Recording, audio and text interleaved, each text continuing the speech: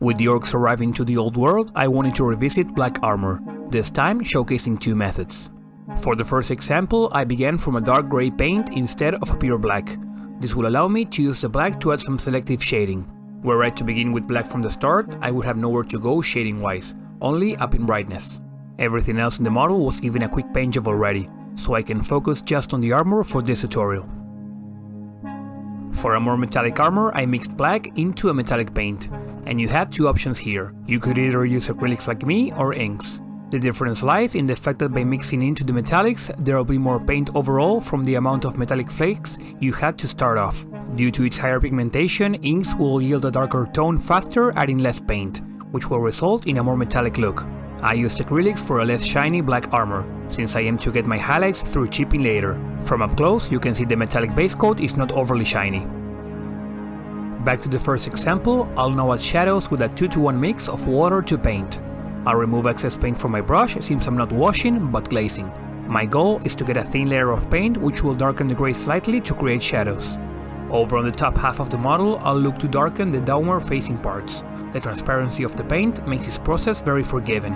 As long as I keep a controlled amount of paint on the brush, I won't get any splotches or inconsistencies once the paint dries.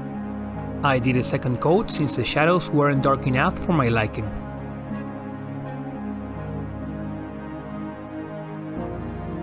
For the bottom half, I did an overall application, again making sure to get an even coat and moving around any excess paint.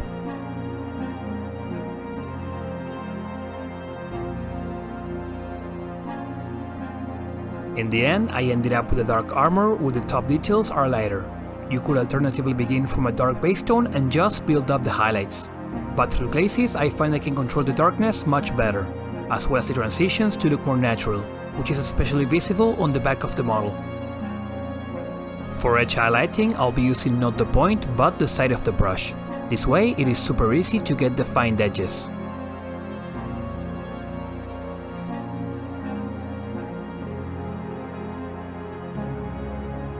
Alongside the edge highlights, I'll make use of tiny lines, dots and scratches to build up an overall battered armor look. There is no formula to doing this, that is why I left quite a bit of raw footage for you to get a look at. Just take your time, don't overthink it and have fun.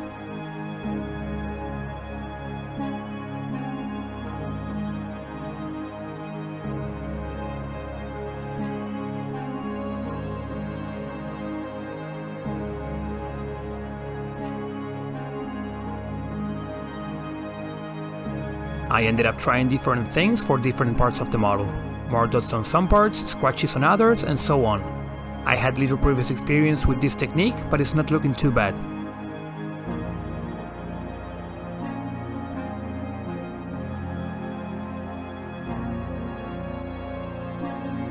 I took my observations to the non-metallic model, this time being more deliberate with the effect. As they say, less is more and I don't want to overdo it. Only thing to note is I'm working with the very tip of the brush, and I make sure to have just the right amount of paint so I don't get any overspill.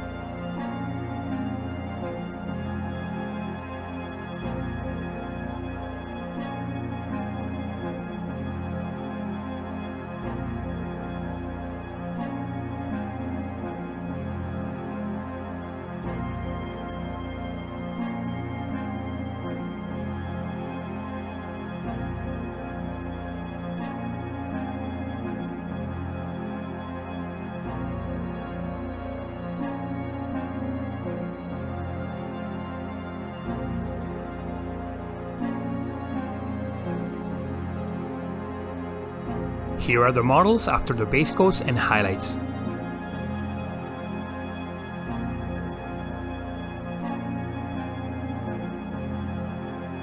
I'd also like to give you a look of what you can expect when looking at them when on the table.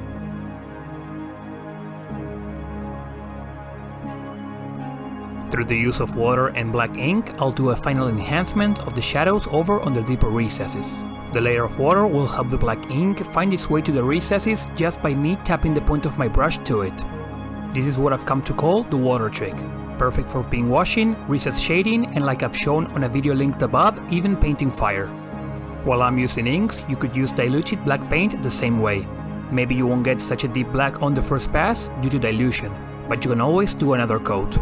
I actually wish I'd gone for the acrylics since this ink ended up being too intense for the shadows, but at least my mistake saves you from making it yourself.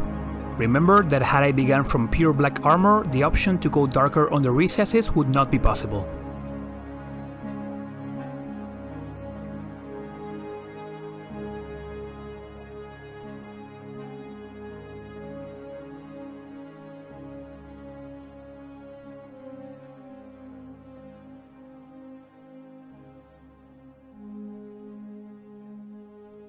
With that done, here is how the armor turned out. Let me know in the comments which style you like the most, as well as any questions you may have. I hope the video was both useful and entertaining. But for now, thank you for watching and I hope to see you again next week.